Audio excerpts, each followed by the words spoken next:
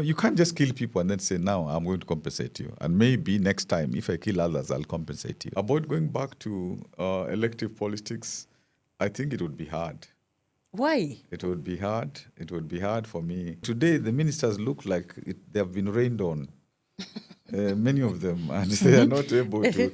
You don't know who has real stature and who influences the president in decision making, or they are afraid. And they just say, yes, sir, yes, sir, yes, sir.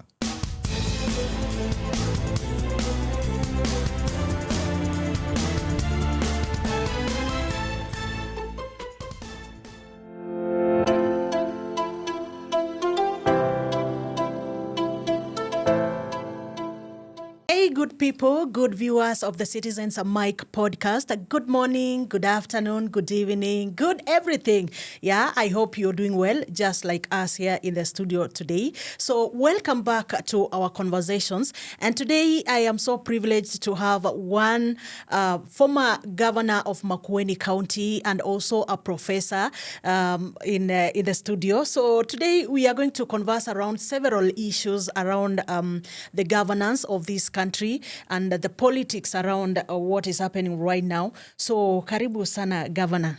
Asante sana. I'm very happy to be, Citizen Mike. Yeah, the Citizens Mike podcast. Mm-hmm. Yes. Yeah, this is the platform, by the way, for every person who feels like they have an idea that they need the whole world to know. Yeah, they have some opinion that they want people to hear about. This is the platform. So you are in the right place. Thank you very much, and I congratulate you for actually doing this work to keep us abreast what's happening in our country and even beyond. Yes. Just the other day, we received the 10-point agenda report, which of course included the NADCO report. So, and I heard leaders saying that leaders who are pro-government and those who are working on those 10 points agenda, they say that it's almost 90% done or 80% done. And I know that you know very well what was included in the NADCO report and what is in the 10 points agenda. Do you think it is 90% complete or addressed?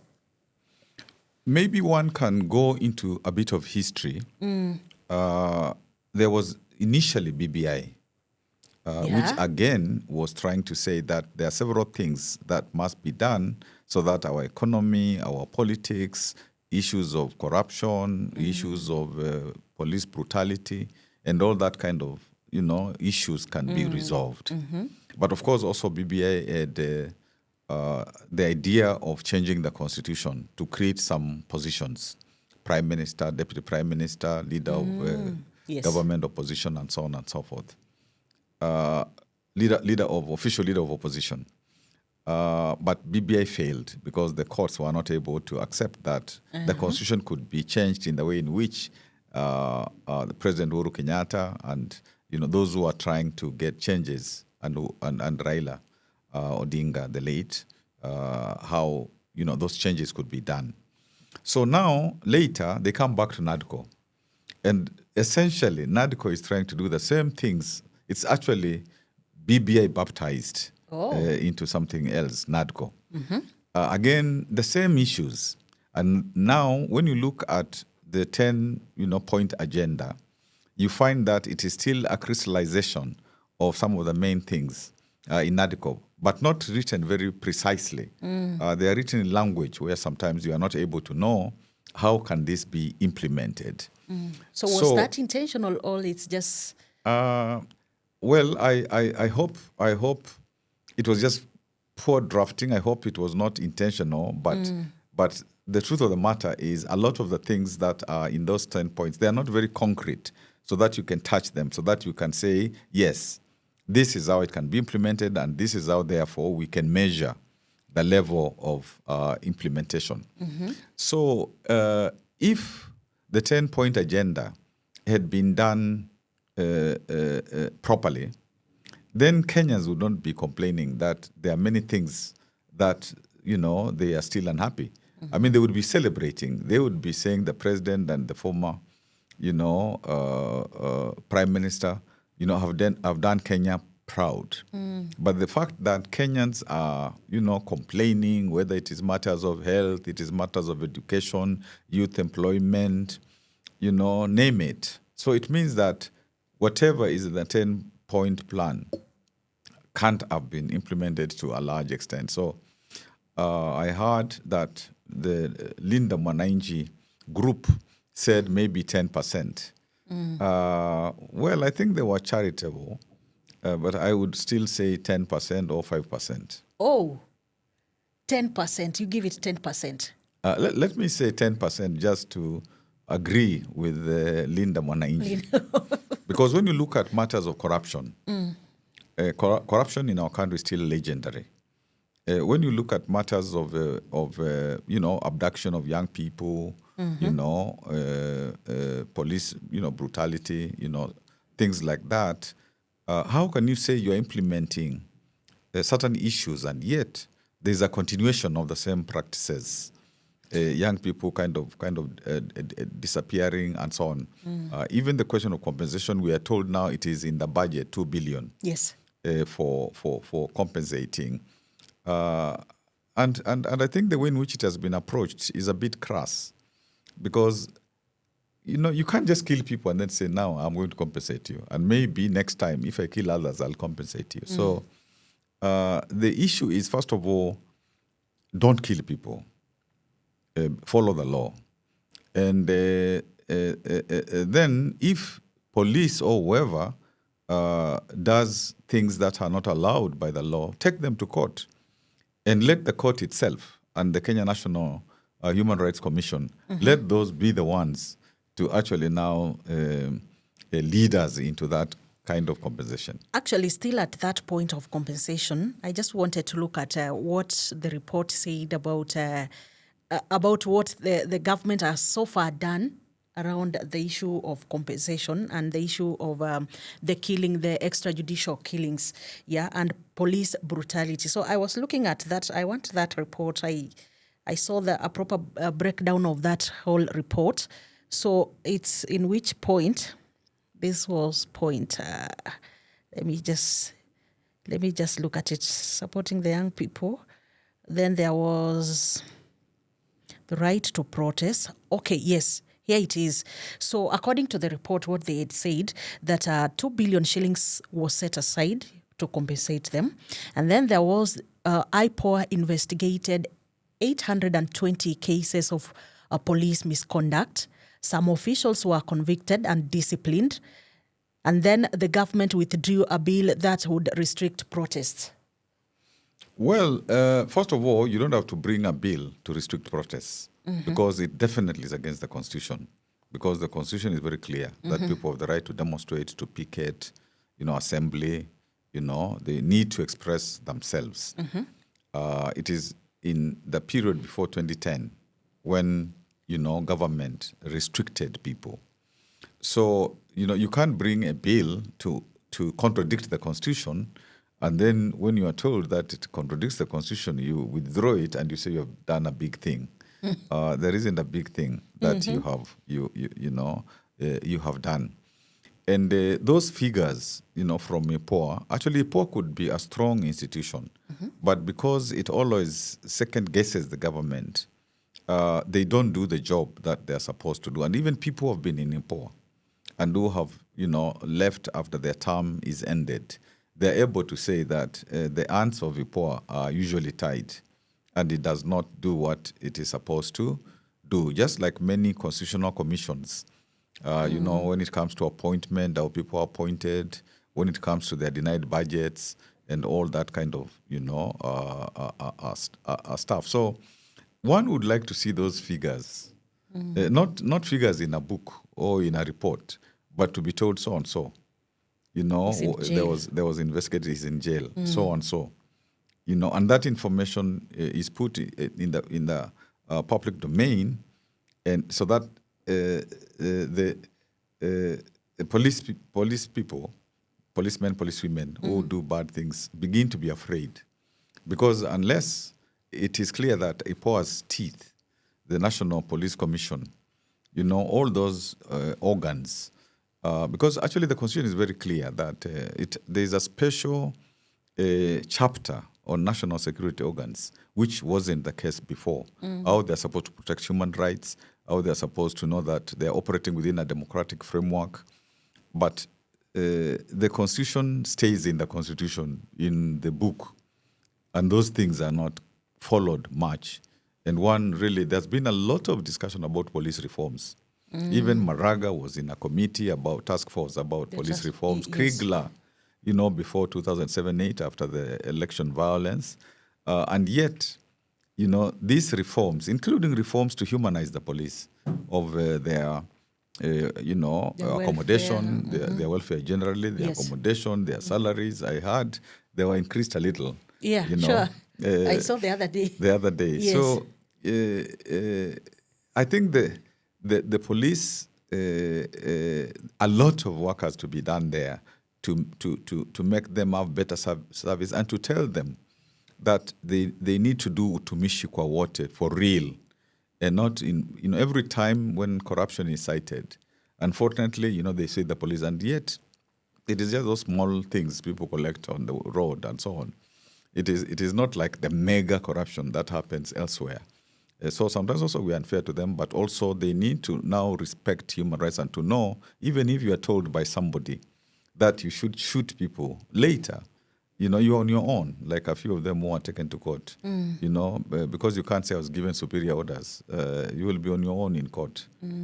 So let me ask you about this, the NADCO report. I remember the NADCO report came about after, is it the 2022 elections? Yeah, the 2022 elections, kulikuwa na maandamano kwa streets. The young people together, led by the opposition leader or the opposition team, then the leader being the late former prime minister. And then now, I remember when the team was created, was established, I remember people had concerns saying that whatever is being discussed, whatever is being planned there, it doesn't really serve the local, the mwananchi, ule wanchiku wa kawaida.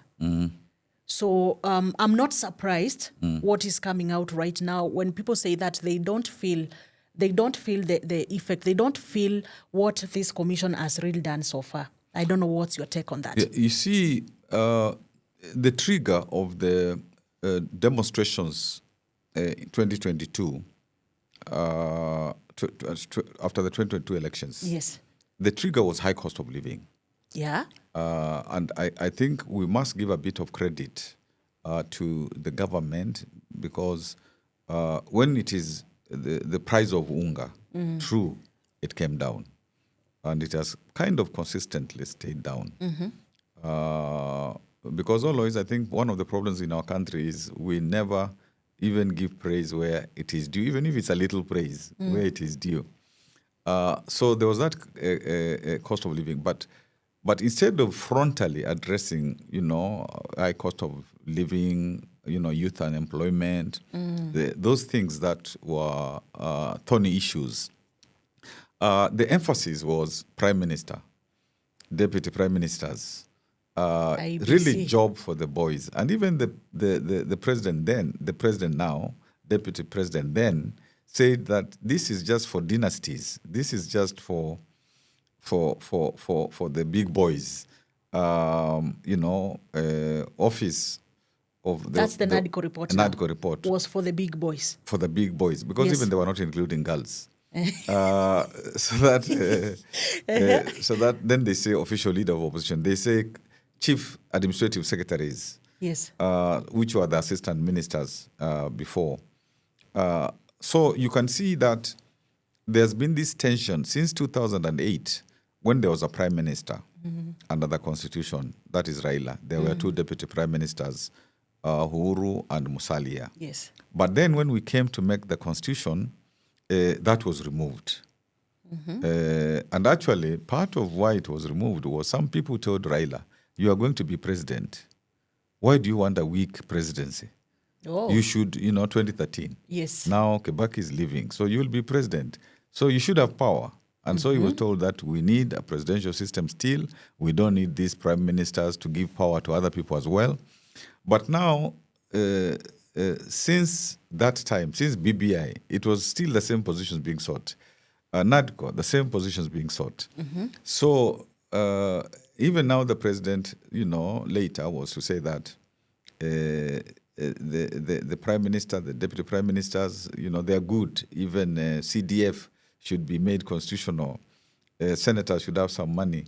It's like just sharing, public funds, so to speak, so that you can have a framework which is able to accommodate kingpins, the leaders of ethnic groups, and that's not how you will change Kenya. You don't change Kenya by entrenching ethnicity, negative ethnicity, by simply saying if there is a representative of the Kikuyu in government, there's a representative of the Wakamba in government, of the Waluya in government, you need a democratic process to do that. Not simply saying that, I will create these offices without even much power. Because the Prime Minister and the BBI and the NADCO is not like bombers, where the Prime Minister had real power. Even the 2008 changes, the Prime Minister and the President had to consult on many issues. So I personally don't think that is a good idea to change the Constitution before the 2027 elections, because it means it will be changed from a political point of view, not really to ask what are the questions that are difficult for us Kenyans. And I remember young Cecily Mbarire, Honorable, Our Excellency, standing up and saying, but President, we have forgotten the 2/3 gender rule. Yeah. And I think the President kind of looked like he was taken aback after he has finished talking. I remember that clip, yes. Who is this young lady who is, chairman of his party, UDA? Yes. But it means that you require more time and more conversation to really know if we are to change the Constitution. From 2010 to 2027 will be 17 years. What are the problems and what kind of changes are needed so that, because for constitutions, after a while, you always try to see how it has worked, what are some of the problems, how you can therefore change it positively. Even the American one, they've changed it many times. But you don't change it just to humor, some people or advantage them, and it's not for the nation. Okay, I would have crossed over to Tanzania and Uganda in terms of constitution and ask, because I think there are some of the countries around us who are still using a constitution ya kutoka kitambo. That's true. Like Tanzania, in that country, it has been very difficult to review, the original constitution, which I think was last reviewed 1977. I may not be very sure about the date. They're around. About the date, yes, the 1962 constitution. The constitution of Tanzania is a very interesting document because, for example, it says after elections, when somebody is declared the person who has won the president, you cannot take that to court. It's a done deal. Oh, okay. So there is no petition. So even if the Electoral Commission announced Kibwana, me, as the, something happened and they announced me as the president of Tanzania, that's it. And say, for example, you had rigged the elections. I would pack my luggage and go to Tanzania to be president, because you can't go to court. Oh. And challenge that. You can't challenge it. You can't challenge it. So you see, that's not a good thing. In Uganda, there was a good constitution through Museveni, and I remember even those days, in my young days, going to Uganda to assist in terms of the constitution making through the Law Society of Uganda. With then the chair was Madam Bosa. Now, and it gave limited tenure, so that after 5 years, then 5 years, that's it. But Museveni came and changed it. So now you can be president for life. Till eternity. You can be president for life in Uganda. So you see, on the continent, we have to learn that these constitutions should really be constitutions that serve the entirety of the people, not just a small group or even family. because in some of the countries now it is becoming family rule. So yes, you have crossed to Tanzania and Uganda, but that's why we must protect our constitution from changes that are reckless. Okay, now coming back to the 10 points agenda, I think the Gen Zs were among the factors that brought about the 10 points agenda, because remember it was around, after the maandamano ya Gen Zs, the protest, that this came about. So I want to ask, because I remember there are people who came and fought for democracy. So according to you, what were the Gen Zs really fighting for?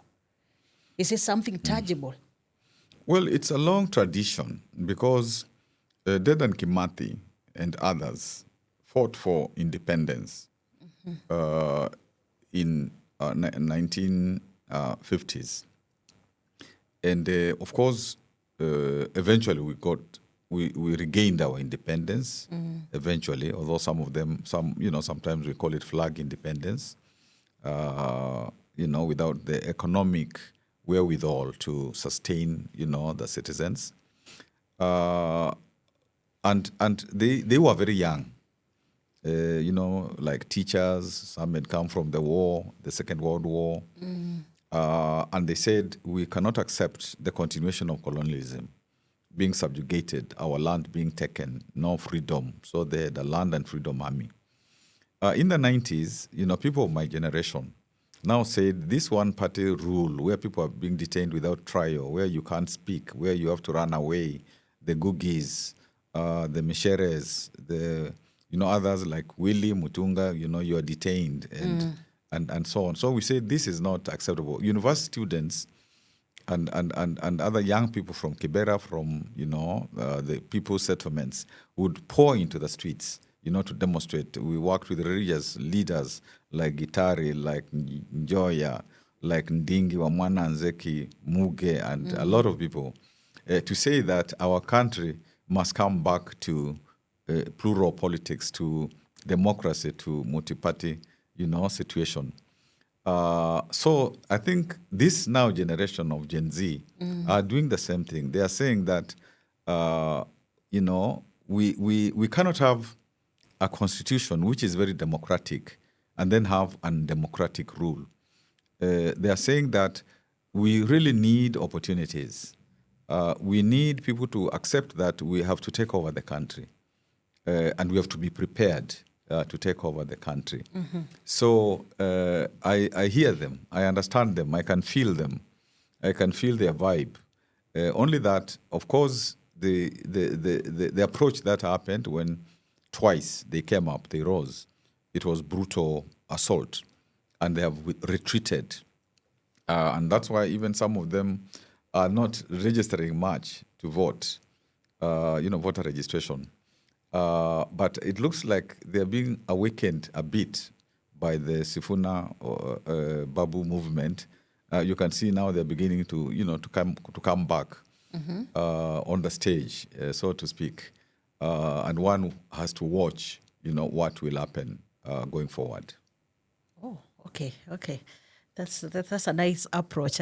So let's wait and see what happens, because I tend to believe that, I keep on asking myself, was the 10-point agenda a sellout of the young people? Of course, the young people, first of all. Were the young people sold? First of all, the young people told our venerated leader, Raila Odinga Baba, they told him, now, Mzee, you have struggled for this country for a long time. Now we want you to just sit and wait. We want to, also come onto the stage and do our thing. So they kind of told him, just sit aside a little. And they did their thing. But I think the president realized that, mambo ni mabaya. Huku ni kubaya. Huku ni kubaya. And so had to kind of look at who could help him. And then, Raila, was able to come in, step in. And, because of the following that he had, some of the young people who supported him said, Sasa, they don't want to continue with maandamano. And so the spirit of the young people was dampened. And the young people said their own words that they were betrayed. Because truth be told, if Raila had not intervened, perhaps it would not have been easy for the system to survive if he had not intervened. So in a way, I'm sure the president is very grateful to Raila because Raila kind of saved the situation. You see this 10-point agenda, and sometimes one doesn't want to talk about it too much, because when you look at it from a constitutional point of view, like the agreement, there was no coalition. There was no official coalition. It was said that the ministers from ODM, Joho, Paranya, treasurer, and so on, energy, they went on their own. So they went, and yet today you are seeing them now talking about ODM. So you're wondering, if they went on their own and they got out of ODM, how come they are talking on behalf of ODM now? So there is no formal coalition. There are ministers, people who go to the government and they say, and they were very senior, deputy party leader, both of them, Joe, like the heads of ODM minus Raila. So even, actually, by the way, even ODM started having problems when you have those two very senior people leaving or appearing to leave. So it begins to weaken. And now, even after Raila has, passed on, it means that the leadership is very shaky. Must be very shaky. When you look at the 10, actually, strictly speaking, in legal parlance, in legal talk, those 10 points, you can't really touch them. They are not written in the language which is implementable. Because in 2007-8, when there was agreement about how to resolve the issues then, which caused almost a civil war, there was a constitutional amendment to make sure that the agreement is written into the Constitution. Then there was a National Accord and Reconciliation Act, again trying to firm up what was agreed so that people are not cheated, because they used to be cheated. We are now in an MOU. Then later people begin to say, what was agreed, we don't know, and so on. Then people leave government, or they're told to go out of government.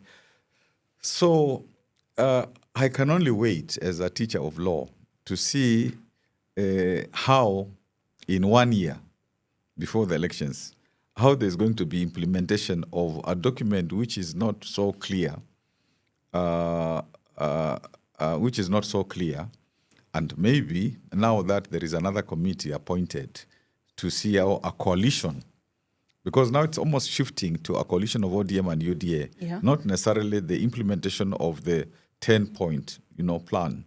And I don't know whether the 10-point plan is going to be implemented within that coalition. It's politics. It's not like doing economics, doing governance to be able to protect the people of Kenya. And I wish that when there are big issues in the country, there can be conversations of all the political people, like, to say, now, if we are in this situation, what is it that we must do so that 2027, the elections don't bring chaos, like what happened in 2007-8. I mean, the big debates where people come together and they forget their political parties, first of all, to say, what do we do so that we don't destroy our country, like what happened in Tanzania, what's happened in Uganda, what's happening in South Sudan, Somalia.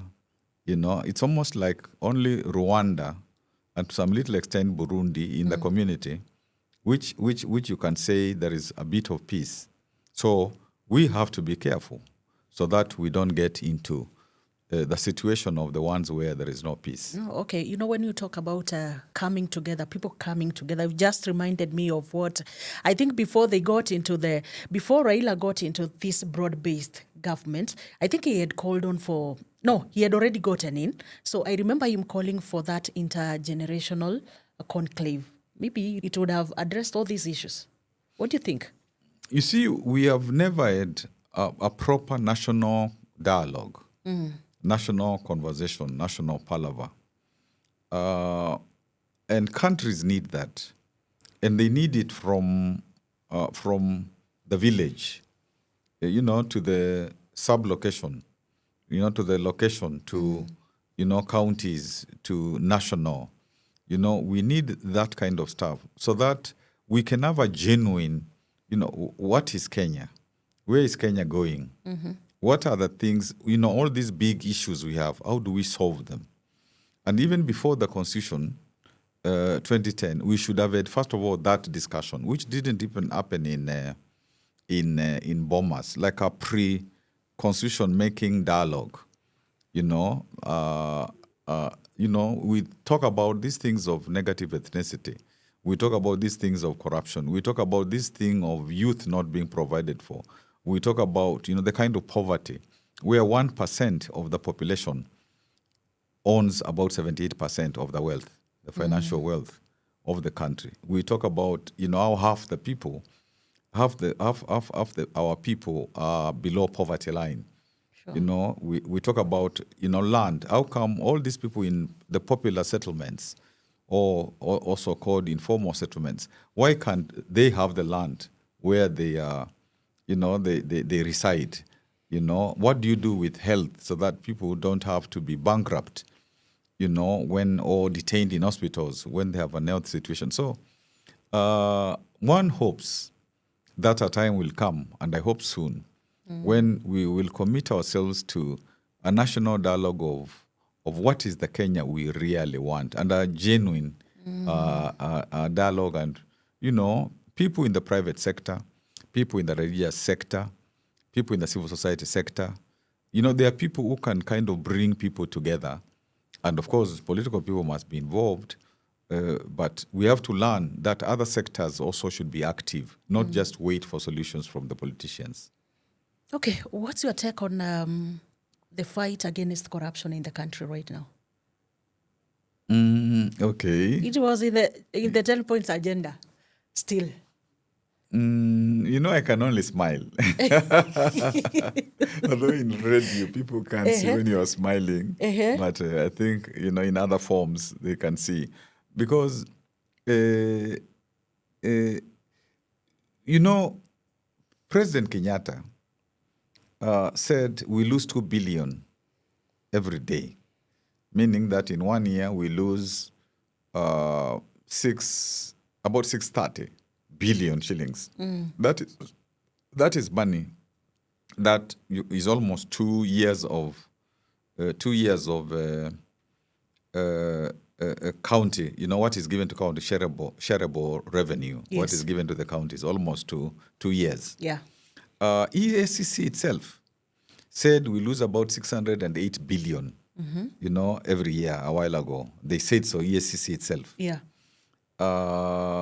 Then the Transparency International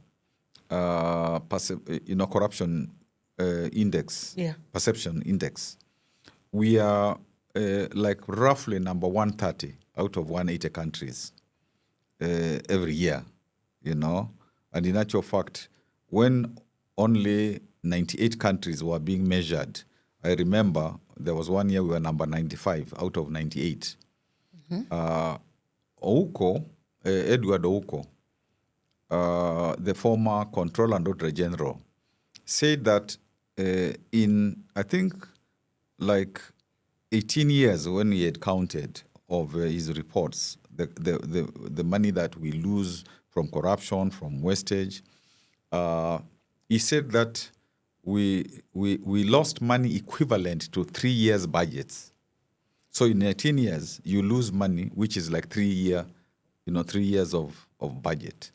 So that's quite a lot. That's quite a lot, and yet we have now 12 trillion of public debt, which means that if we get from 100 shillings, we have to pay for debt 68 shillings. So we are left with 32 shillings from 100 to do everything else. Yes. So to really talk about doing something about corruption, like in some countries, China, for example, when they catch you with corruption, your family knows you're gone, and they They can do nothing. there's nothing to be done. Yes. In places like Japan, if they catch you with, if you're accused of corruption and your family knows that you're involved in corruption, they encourage you to fall on a sword so that you commit suicide because you have brought dishonor to the family. Here, we celebrate people. Even when they go to church, we give them front row, and they contribute, and they do all sorts of things. So, I think that, and maybe some people will say this is a controversial point, but I think that EACC, if there is no political interference, has the potential to really help us to fight corruption. And that's just one institution. There are many other institutions. In 2003, we were the first country in the world to ratify the UN Convention Against Corruption. Yeah. Imagine. And after we have done that, it's like just for show. So a lot of work has to be done. And even that particular point, it's like an impossible point in the Kenyan context to do anything about it now. Wow. So would you want to say anything around, okay, it's all about integrity, whatever we are talking about. So it's like in our country, is it possible that you can lead the country with integrity? Is it impossible? It is not impossible. It is not impossible because the people want that kind of leadership. The people know if there is leadership which subscribes to integrity, many resources will be released now to go into the useful things that people want pursued. So it just requires political will. Like when President Kenyatta came into power, I remember saying that, the family has all the money that they need. So a president like Kenyatta would find no interest in doing corruption because, it's not like some poor person who thinks that now they will get some money from the public kitty. So it is something that requires, first of all, just to follow Chapter 6 of the Constitution and the other laws about integrity, and to begin to create a culture of when you are a minister and you are caught with corruption, you go to jail and you stay in jail so that your relatives can come and see you in jail and you're eating beans. There's no special food, so that that happens, so that a signal is sent that we are moving away, from that past culture of, from 1965 when there was the maize scandal of Ngei. When you look at all those episodes of corruption, it's sickening. Up to the recent ones we had of Adani and we had of what and what and what. So I think it is possible, but I don't think, even if there is a president who is very, let us say, clean or relatively clean, who decides to fight corruption, you must do it as a group. And you must convince your country and convince your people, and your people back you. But if you're on your own in Kenya, they'll shoot you. They'll put you out. Yeah, you just talked about the 12 trillion debt that we have as a country right now. And sometimes when I'm conversing with some analysts, some of them come out and say that, especially those who are supporting the government, they'll come out and tell you that why you are blaming us for the 12 trillion debt. You are not looking at the debt that was accumulated from a long time ago. And then other conversations come in, the issue of that during Kibaki's time, Kibaki created all this mess that we are talking about. I don't know what's your take, because you've been around for a while. You see, of course, one must ask, when you come into power and you look at, let us say, the question of debt, whatever there is, yes, it is up to you to be prudent, so that if you find a particular level of debt, then you can like triple it within a short time. You cannot now increase it so that it begins to be unmanageable. Yeah. And governments are continuous. True. When you find a government, you are responsible for where you find it in terms of the commitments it has made. You're not, of course, responsible for any corruption that they have done and stuff like that. But, if they have entered into agreements with people, you cannot say that those agreements are null and void. They don't, you are not going to follow them. So Kibaki was very careful about debt. And the figures say that he didn't really, accumulate a lot of debt. There was a time that actually we were able to finance our budget from our own revenue. That is why I used to keep on saying, Mulipe Kodi, Mulipe Kodi, Mulipe Kodi, until people thought, does this old man just know anything else but Kulipa Kodi? But he knew what he was doing, because you have to be self-sufficient, as Nyerere, told us a long time ago. So I think we have a way of not answering questions properly, because you need to give figures to say, during Moi, during the first president, the second president, the third, you give figures. So that when you give the figures, true figures, then your debate can be better. But not to simply say, okay, we are borrowing, but always the others borrowed. The others also borrowed. The others always borrowed. And actually, comparing to whatever borrowing that we've done so far in the current administration, we are talking about around 4 trillion. Yeah. So up from, it was around 8 during the other president, the other regime. So to 8, you add 4 now, that's why we are at 12. And then now for the previous regime, you realize the borrowing was around 8 trillion for a period of 10 years.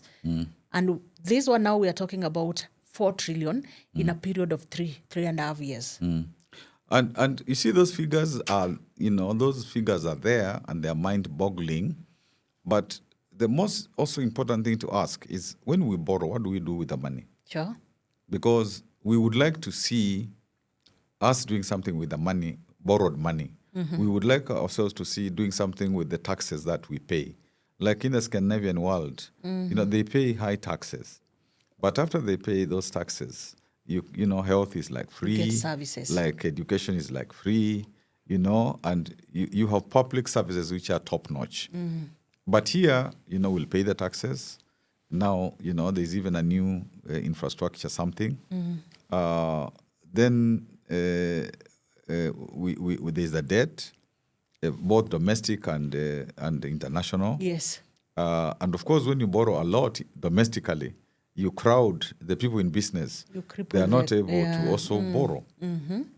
So, I think it's a question of us reflecting as a country, and sometimes not also to do too much blame, name calling and blame stuff and so on, because we need to be in a position to say that these are real issues, and if they are not addressed, the country will collapse.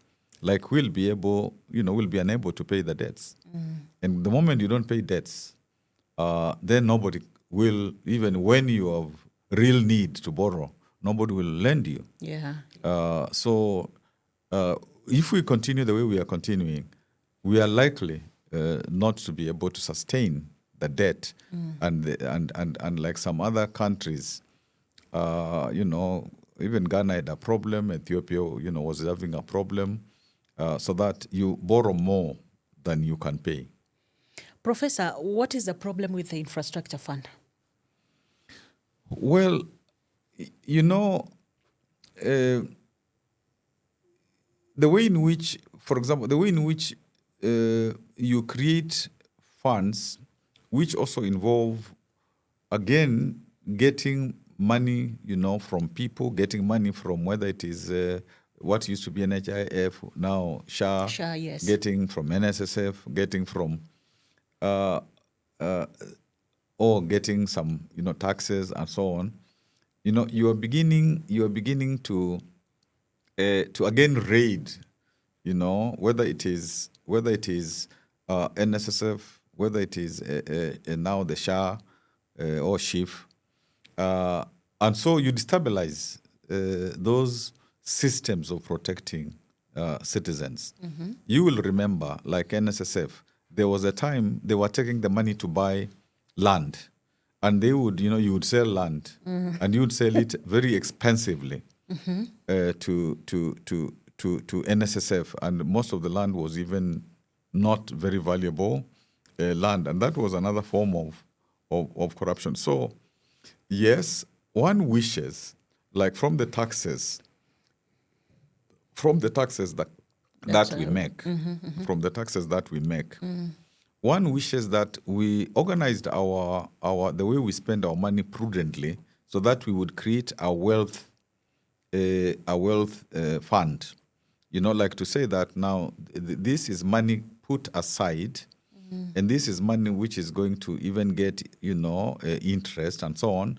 And now when there is need for certain important things, we can take some from there and do that. That's what countries do, a sovereign, wealth fund.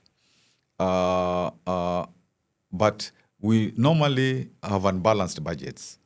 Like we spend more than we are raising through our taxes.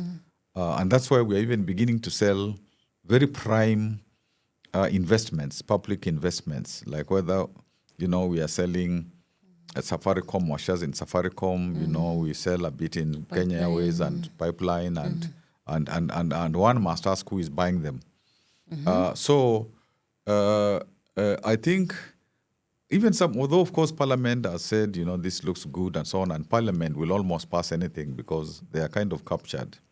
So I wish this was something that was even a constitutional thing, because before it was supposed to be in the Constitution. The sovereign wealth fund was supposed to be in the Constitution. Yes. But there are people who didn't want money put aside for a rainy day. They thought that we couldn't afford that kind of money because of our tax, whatever our taxes helped us to raise at that time of making the Constitution. So that idea was dropped. So it is coming back, but in a different way, like an infrastructure, fund. Actually, at its inception, it was calling it Infrastructure and Sovereign Wealth Fund. But it's not both. And normally a sovereign wealth fund is within the Constitution.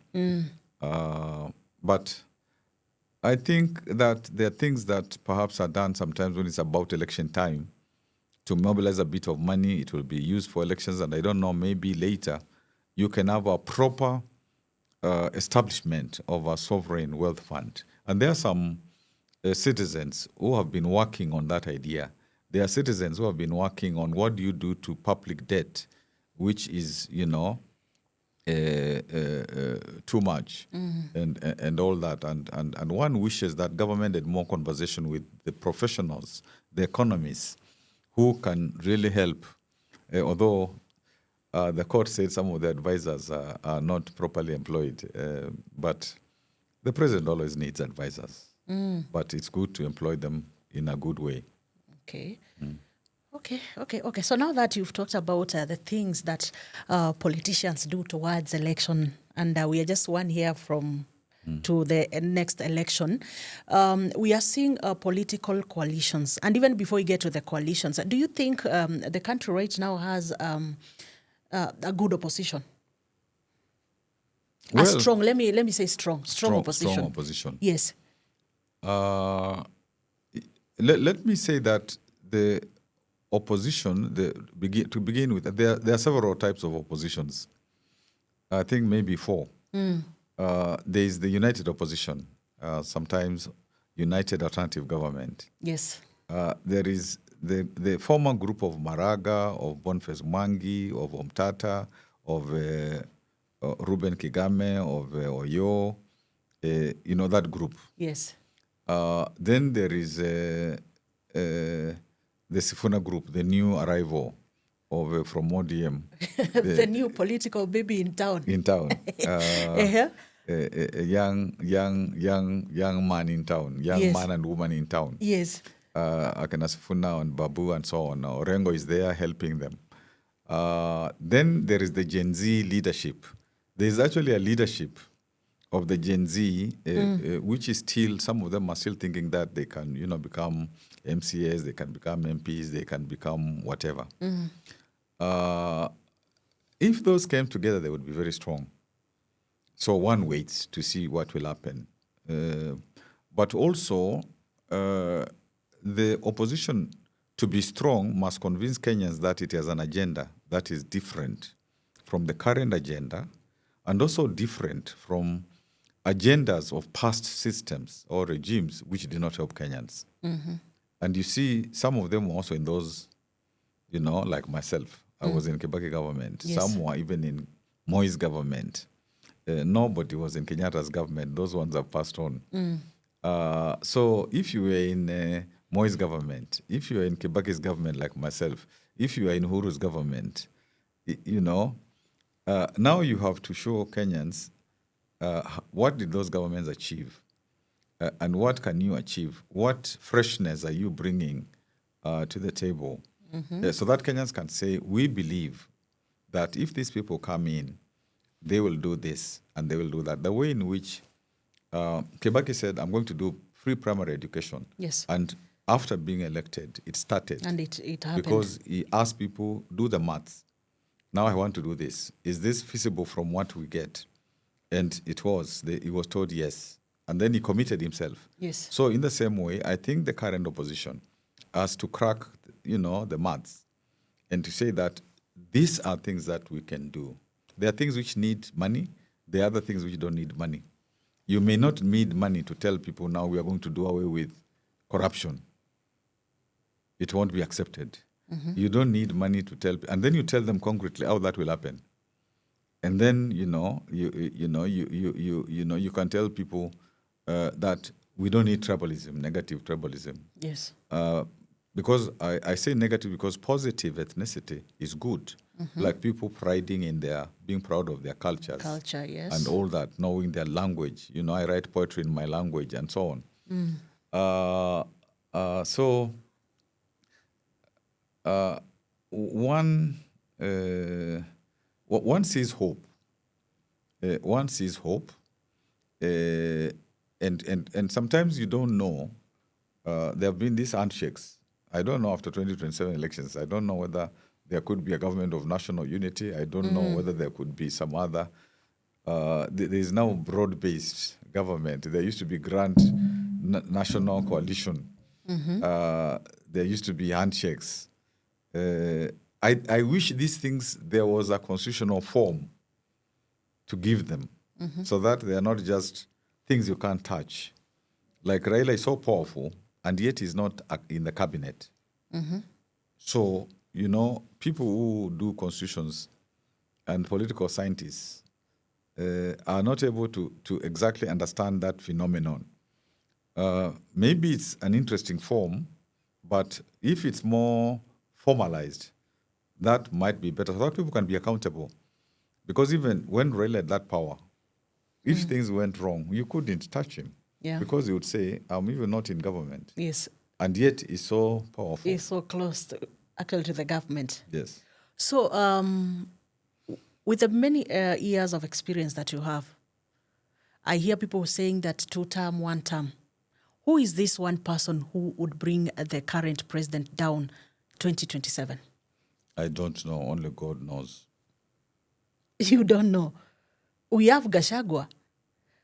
No, mobilizing I don't want to people. speculate. Yeah, and it's a bit early. The opposition is yet to decide who is their flag bearer. And even what is expected is not just one person to be the person. He might be, the one among equals. Because I think going forward, Kenyans will expect group leadership, not just one person saying, like now, which minister stands in the Kenyan government currently? Which minister can you say, really stands out? Well, I don't know about Murkomen. I don't know about Wale. But, for example, in some previous governments, you would see ministers like Saitoti towering. You'd see Michuki towering. during Kenyatta, you'd see Mbiu Kounange, you would see Munya Waiyaki, you'd see Tom Mboya, but today the ministers look like they have been rained on. Many of them, and they are not able to. You don't know, you don't know who has real stature and who influences the president in decision making, or they are afraid and they just say yes sir, yes sir, yes sir. So that's why I said, for now, I want to answer that question by saying God knows. It's God who knows. But at least I know you have that experience. You've been in this country for some time and actually in leadership and in the political scene. So I tend to believe that you understand much about how this politics, how politics is done. Looking at, I remember that time, was it 2002? That time when people came together, the opposition had to come together to be able to remove Moi in that seat. And I know you've known the current president. You know how political, how strong he is in politics, or maybe, his strength in politics so far. Do you think the way the opposition right now is being conducted, there's a way they'll be able to beat him in 2027? Well, it's too early to really be very definitive about what one thinks will happen. And although at some point in my life I did theology, I cannot say that I'm a prophet. And I don't want to be a prophet. Sure. So we have to wait and see how the opposition goes forward together. If it gets divided, then they have handed a second term, to the president. If they become divided, if there is a Kalonzo Munyoro group, if there is a Matiang, whatever group, but I'm sure they know that. I'm sure they know that disunity would be lethal on their part. They know that. President Ruto, when he was a very young person, at 26 years old, in 1992, he helped Moi to get the presidency. When Moi had thought that it's done, after the return of multipartism. But Ruto helped him. He was leader of Youth for Kano. At 26. At 26, and he was with Jirongo, the late Jirongo, with Nyamweya, there was a group of people who did that. And the same thing in 1997, they did that for Moi. By that time, it was not Youth for Kano quite. It had changed and become something else. A lot of the campaigns for Kenyatta were done by this same person. And in 2022, people believed that since he seemed to have been shunted aside, he couldn't win.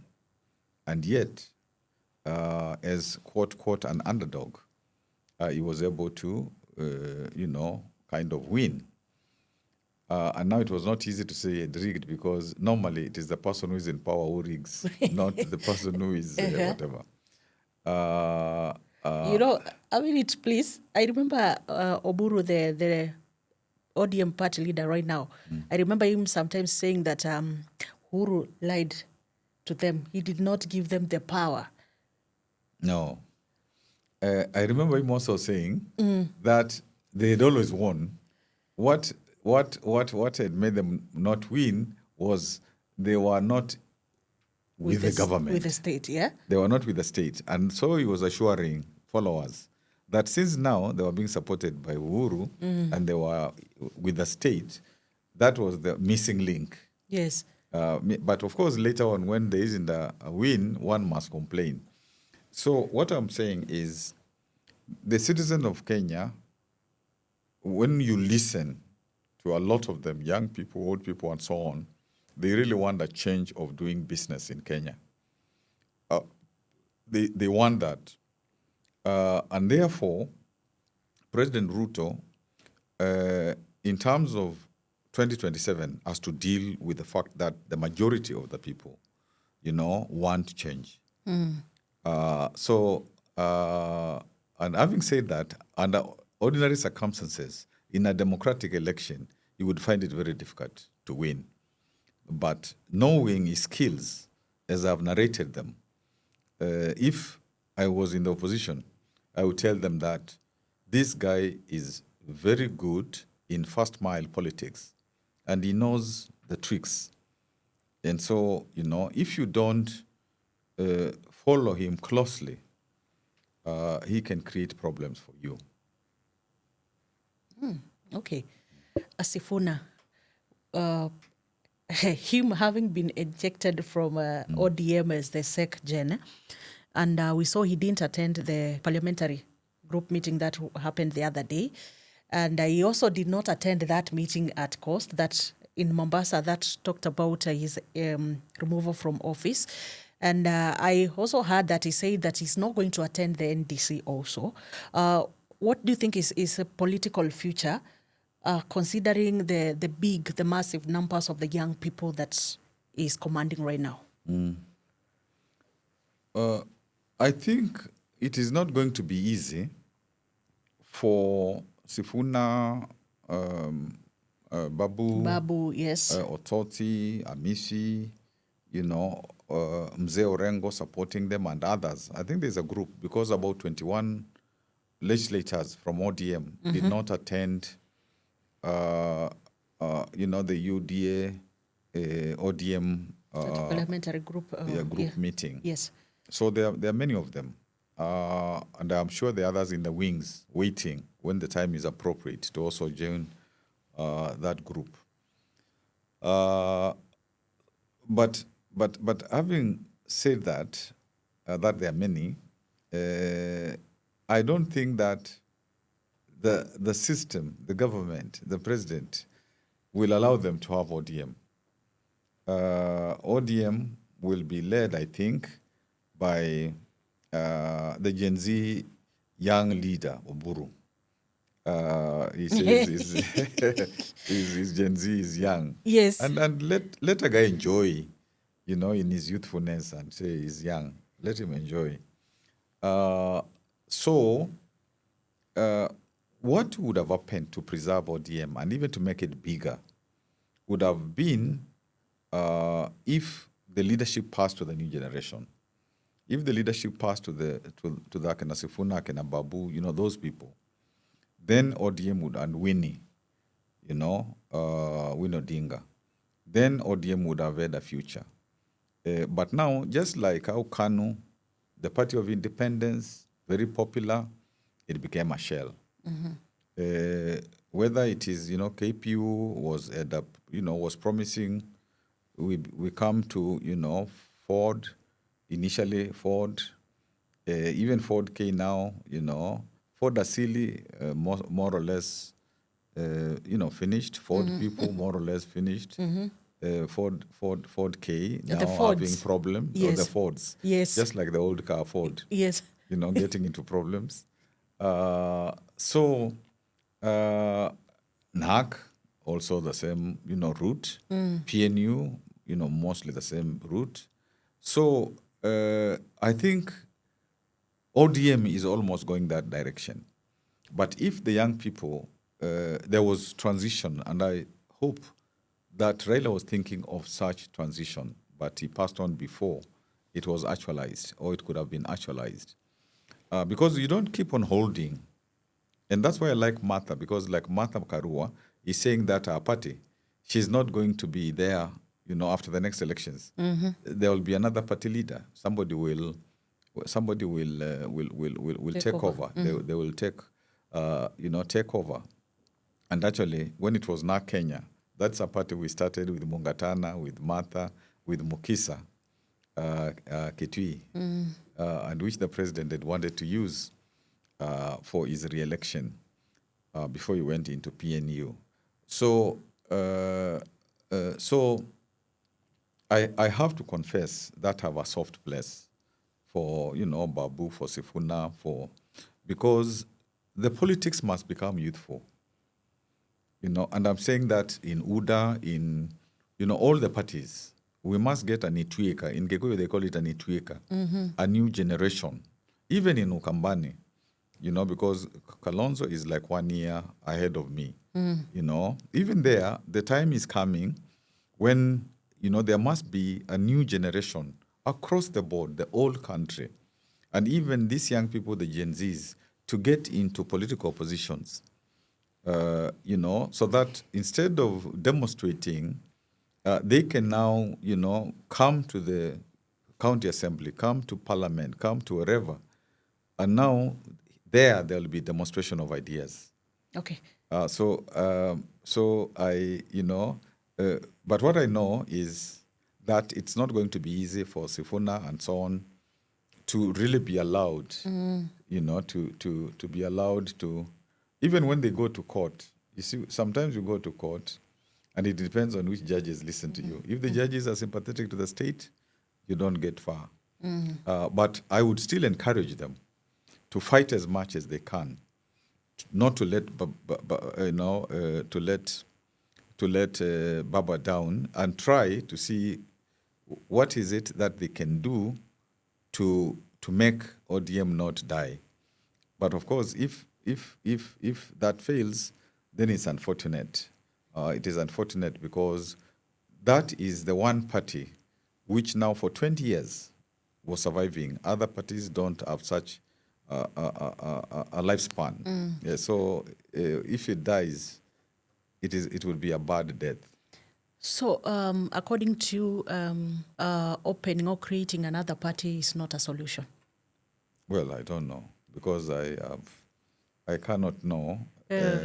For me, the best option is actually if somehow they were to take leadership of ODM. For me, that would be the best, because ODM would stay alive and it would grow. But do you think Sifuna stands the position to get, stands the chance to get that position? Well, for now, it looks like if they will not attend the NDC, it means that if they don't attend it, it means that there will be an NDC. Then they have to challenge it in court. Yeah. And so one doesn't know how that would pan out. But assuming he attended, do you think he would have gotten that position? They have said that they will not attend. If he attended, I doubt. Because it depends on who is brought as delegates. Yes. It is who, of course, by law, it's supposed to be, Sifuna is still the Secretary General. Yes. So because the tribunal said he's still the Secretary General. Yes. But now, who is drawing the list of the members? I think he may have the list. I don't know who has the list. Because actually, that's an internal matter. I heard that is an issue right now, because people wanted to know who are those delegates. Delegates, yes. Yes, who are they? The 3,000, who are they? Yes.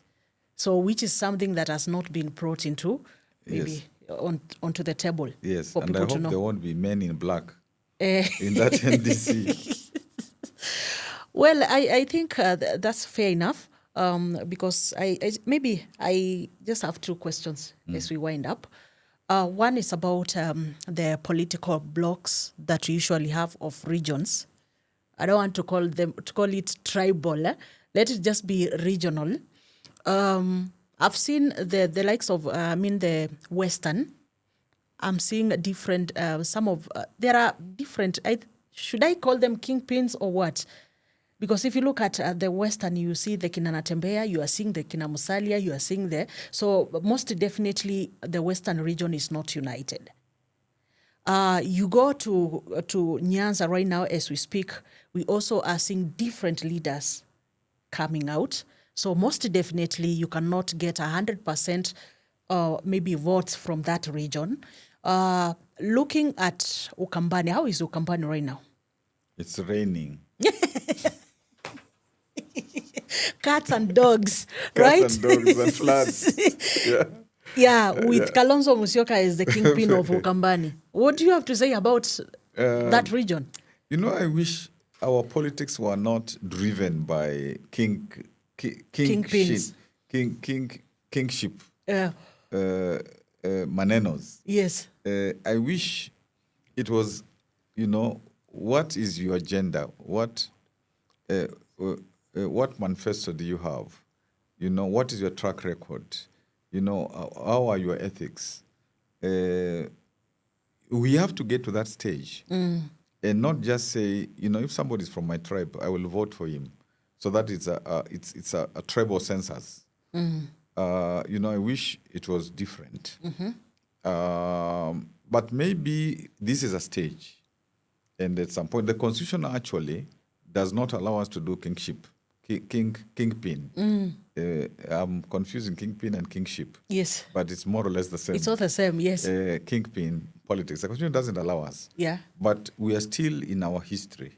We are still in our past, where things were done that way. That if there is one, in actual fact, one can say, in our communities, if there is one person who is a kingpin, then the people in that place, to the extent that they will vote as he has said or she has said, then it means they have no vote.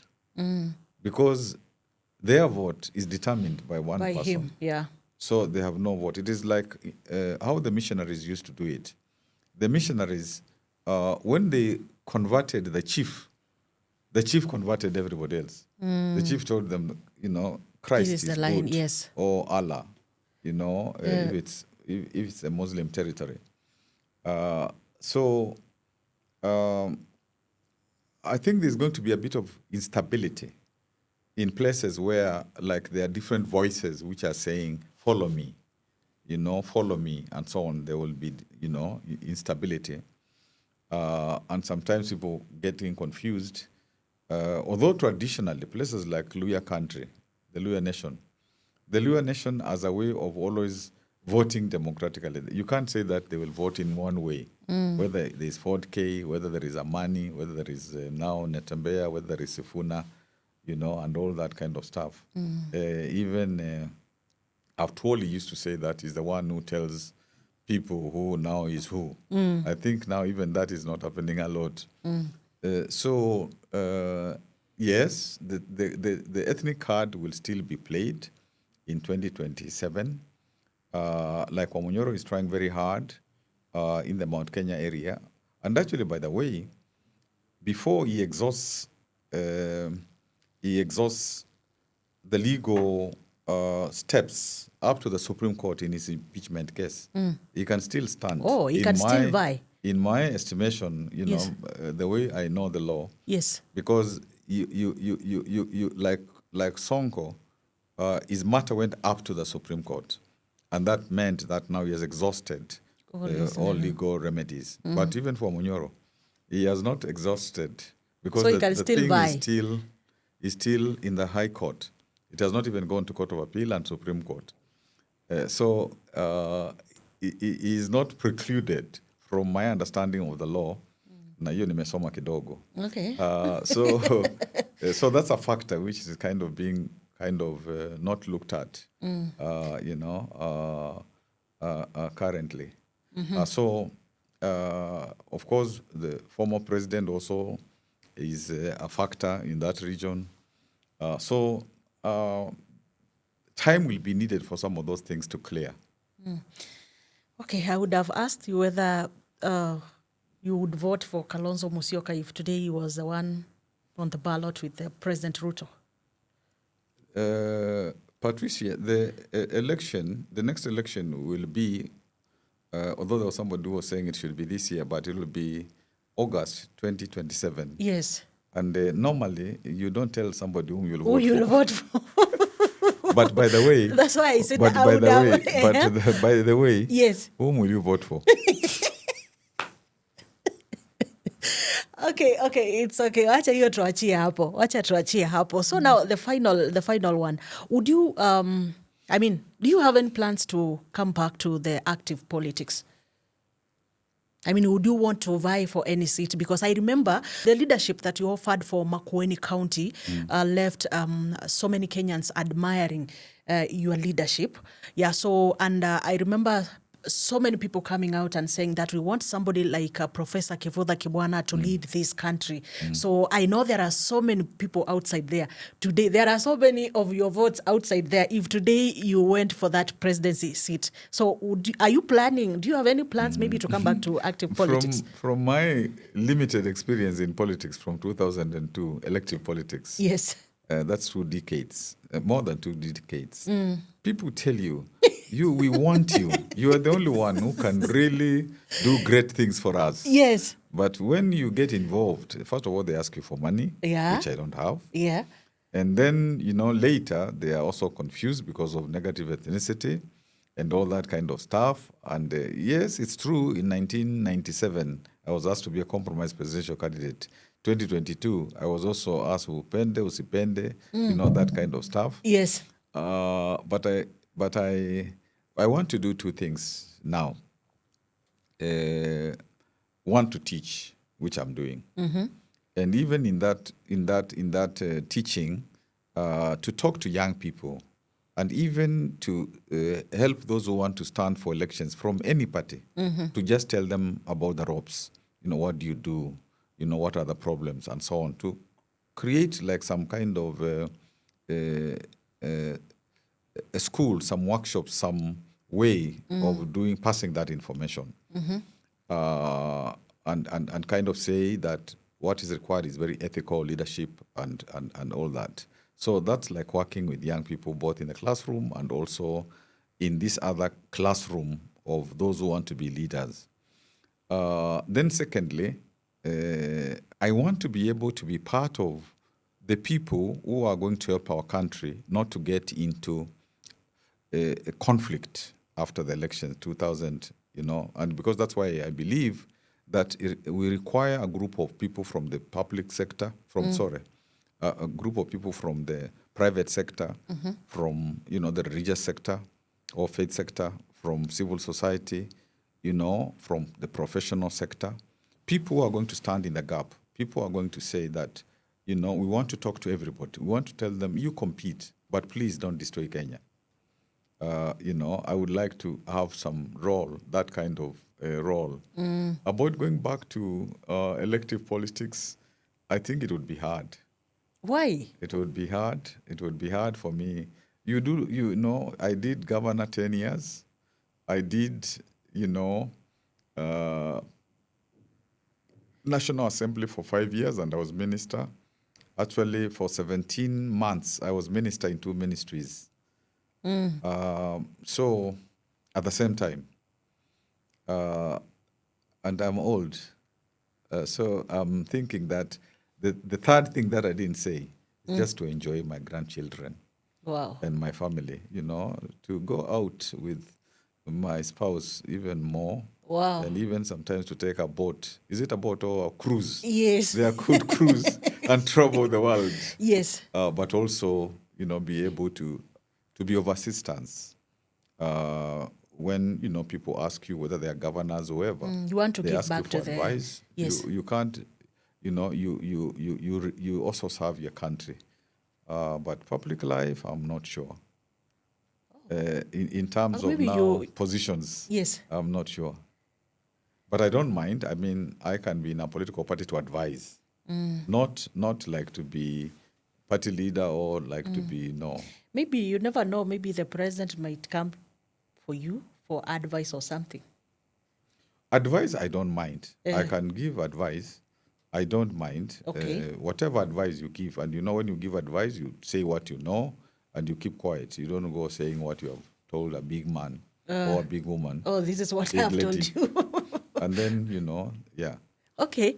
I think that is fair enough. Maybe your one last word to the viewers of the Citizens Mike podcast. Thank you very much to the viewers of Citizens Mike. Just to tell you to continue, in these conversations and to really debate whatever I said. Let's build our country together. We have no other Kenya, and we must really, protect her. She's our mother, and we can't afford to lose our mother. Okay, thank you. Thank you to my guest, Professor. I think we will still invite you again and again. Yeah, because these conversations really matter. And these are the conversations that people want to hear outside there. So you're welcome again and again. So to the dear viewers, thank you so much for choosing the Citizens Mike podcast. So up to until next time, I'm your host, Tricia Wayua. See you. Take care. Bye. Bye-bye.